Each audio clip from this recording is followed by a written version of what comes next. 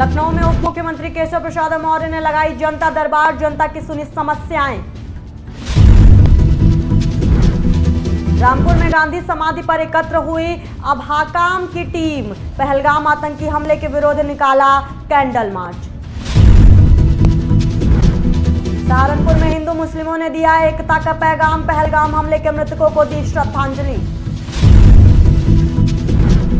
संभल में बीजेपी नेता के भाई की बढ़ी मुश्किलें, फर्जी कॉल कर धमकाने वाले 3 आरोपी हुए गिरफ्तार। नमस्कार, आज की खबर देख रहे हैं आप, मैं हूं आपके साथ यशस्वी पाठक। आइए दिखाते हैं आपको उत्तर प्रदेश की अहम खबरें। लखनऊ में उप मुख्यमंत्री केशव प्रसाद मौर्य ने जनता दरबार में लोगों की समस्याएं सुनी। इस दौरान उन्होंने अधिकारियों को मौके पर ही समाधान के निर्देश दिए। कई फरियादियों ने रोजगार, सड़क और बिजली से जुड़ी शिकायतें रखी। मौर्य ने भरोसा दिलाया कि सभी शिकायतों पर जल्द कार्रवाई होगी।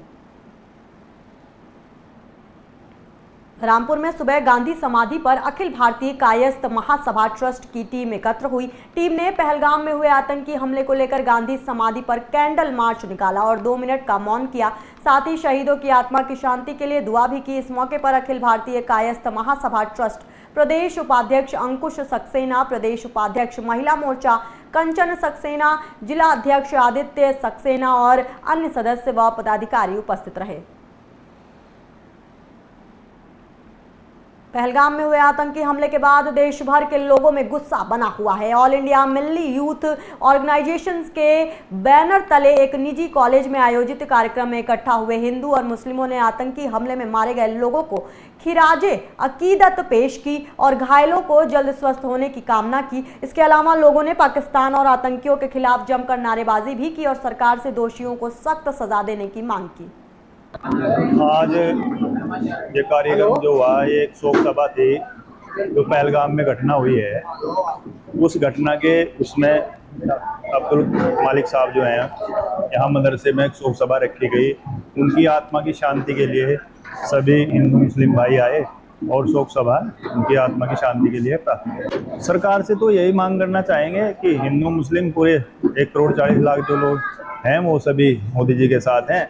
आतंकवाद को और पाकिस्तान को मुंह तोड़ जवाब दिया जाए, हम साथ। ये आज यहाँ जामिया रहमत घगरोली के अंदर जो बेहट क्षेत्र में है, वहाँ पर एक कार्यक्रम किया गया जो पहलगाम कश्मीर के अंदर जो एक घटना हुई है, बड़ी दुखद घटना है। हम उसकी निंदा करते हैं और इस पर गहरा दुख व्यक्त करते हैं कि ये मानवता को शर्मसार करने वाली घटना है और ऐसी घटनाएं नहीं होनी चाहिए। और जो लोग इस तरह की घटना को अंजाम देते हैं, पूरे देशवासी, सारे लोग, भारत वर्ष के लोग मिल करके उसको कंडम करते हैं और उसकी मिसाल पूरे विश्व में भारत सबसे बेहतर है कि यहाँ पर इंसानियत जिंदा रहती है। और हमारे तमाम धर्मों के लोगों ने, ऋषि मुनियों, पैगंबरों ने यही सबक दिया है, यही पाठ पढ़ाया है कि मानवता के साथ इंसान के सारे लोग मोहब्बत प्यार से भाई की तरह रहें सारे। संभल में बीजेपी नेता के भाई कपिल सिंघल की मुश्किलें बढ़ गई हैं। गोरखपुर मठ के नाम से फर्जी कॉल कर धमकाने के मामले में पुलिस ने 3 आरोपियों को गिरफ्तार कर जेल भेज दिया है। आरोप है कि ये कॉल कपिल सिंघल के कहने पर किए गए थे। पीड़ित विपुल की तहरीर पर कपिल और अन्य के खिलाफ मामला दर्ज किया गया था। घटना संभल कोतवाली क्षेत्र की है। जनपद संभल में अपराधियों पर अंकुश लगाने के अनुक्रम में थाना कोतवाली संभल को एक अच्छी सफलता मिली है, जिसमें उनके द्वारा एक फर्जी तरीके से फोन करके धमकाने वह फर्जी जनता दर्शन का आयोजन कर माननीय मुख्यमंत्री जी के कार्यालय की फर्जी मोहर लगाकर उच्चाधिकारियों को प्रार्थना पत्र प्रेषित करने, वह विभिन्न स्तर से अधिकारियों व आम आदमी से उत्कोच की मांग करने वाले 3 अभियुक्त, जिनमें से 2 बाराबंकी के हैं और 1 रामपुर को गिरफ्तार करके आज जेल भेजा गया है। जनपद संभल से संबंधित एक ऐसा मामला प्रकाश में आया जिसमें एक कपिल सिंघल नामक व्यक्ति के द्वारा एक विपुल गुप्ता नाम के व्यक्ति की करोड़ों रुपए की जमीन हड़पने की साजिश के तहत इन्होंने इस गैंग से कांटेक्ट किया और इनके माध्यम से उस विपुल गुप्ता की पत्नी को और विपुल गुप्ता को कई बार कॉल करके धमकाया गया। इस बात की सूचना है वो 18 फरवरी 2025 को थाना कोतवाली संभल पर दी गई। तुरंत अभियोग पंजीकृत किया गया और उसके बाद में विवेचना के अनुक्रम में इन लोगों को कई बार पुलिस के द्वारा दबिश दी गई, लेकिन ये नहीं मिले। पुलिस के द्वारा लगातार धरपकड़ अभियान जारी रखा, जिसमें तीनों लोगों को गिरफ्तार करके आज जेल भेजा जा रहा है। इस केस के अंदर इन्होंने 30,000 रुपये कॉल करने के लिए एडवांस में लिए थे और बाकी पैसा है वो काम होने के बाद में देना इन्होंने स्वीकारा था। नागेंद्र सुधीर ये बाराबंकी के रहने वाले हैं। ये इस गिरोह के मुख्य कर्ता धर्ता हैं। पिछले 1 महीनों में इस गैंग के द्वारा 33 कॉल्स हैं वो रेवेन्यू के ऑफिशियल्स को इनके द्वारा किए गए प्रदेश भर में, और 36 पुलिस अधिकारियों को इनके द्वारा 135 बार उनके सीयूजी मोबाइल्स पर कांटेक्ट किया गया है। इस गैंग का पर्दाफाश किया गया है और इनके द्वारा किसी अन्य किन किन लोगों को धमकाया गया है उसके संबंध में भी विभिन्न अभियोग वो पंजीकृत कराए जाएंगे और इस गैंग पर गैंगस्टर एक्ट के तहत वो कार्रवाई की जाएगी। मिर्जापुर के पिपराडांड ग्राम सभा में चल रही चकबंदी प्रक्रिया का ग्रामीणों ने जमकर विरोध किया है। ग्रामीणों ने चकबंदी प्रक्रिया को रोकने की मांग की है। उनका कहना है कि जिस प्रकार से चकबंदी हो रही है उससे उनकी जमीन और संपत्ति को काफी नुकसान होगा। वहीं कुछ मामलों में ग्रामीणों ने चकबंदी विभाग के अधिकारियों पर धांधली और मनमानी करने का भी आरोप लगाया है। ग्रामीणों का कहना है कि जिलाधिकारी के द्वारा जाँच के उपरांत ही जो उचित हो वही किया जाएगा। तो मुझे यही बात कि चौपाल में डीएम साहब आए रहे, कृषि विभाग में सरकार कहें कि जो उड़ान चक दूर से दिया गवा के खत्म करके लोगों का निस्तारण करके चकबंदी प्रक्रिया चालू किया जाए, मगर दूर वाला उड़ान चक सरकार खत्म नहीं हुआ तब से नापाई वाले कानून को लेखपाल साहब आए के यहाँ नापा चालू कर दें। तो समस्या यह है कि पिछले साल यही समस्या आया था। समस्या के निदान करने के लिए हम लोग इस पर थोड़ा सा विरोध किए थे कि इस पर जो सही काम, जिसका मूल नंबर जहाँ है उसको दिया जाए और जिसका उड़ान चक्के हैं उसको वापस पुनः किया जाए। मगर इसके लिए समय लिए थे, साल भर हो गया, कोई निदान नहीं किया, बल्कि निदान कम नहीं हुआ बल्कि और बढ़ गया, समस्या और बढ़ गया और निदान नहीं होने के काबिल है। जो गरीब किसान हैं 2 बीसा 4 बीसा जमीन उनका रोड पर है, उनको दे रहे हैं नारे में और नारे वाले को रोड पर कर दे रहे हैं। अधिकारी लोग श्रीमान जी क्या देख रहे हैं ये हमें नहीं समझ में आ रहा है। क्या देख रहे हैं, क्या करा रहे हैं, ये चकबंदी करा रहे हैं क्या जनता में? हमारी समस्या ये है कि जो चक जिनका बना हुआ था, जैसे मेरी माता जी बुजुर्ग हैं, वृद्ध हैं, उनका चक उनके मतलब देखते हुए, मतलब बुजुर्ग होने के नाते उनका चक उनके घर के पास में बनाया गया था। तो हमारे यहाँ एक चकबंदी लेखपाल है मिस्टर इसरार अहमद, जो 1 नंबर के चुट्टे टाइप इंसान हैं, और हमारे यहाँ एक है अनवर, हाँ, दोनों मिली भगत करके पैसा ले दे के उनका चक उठा के कहीं और डाल दिए।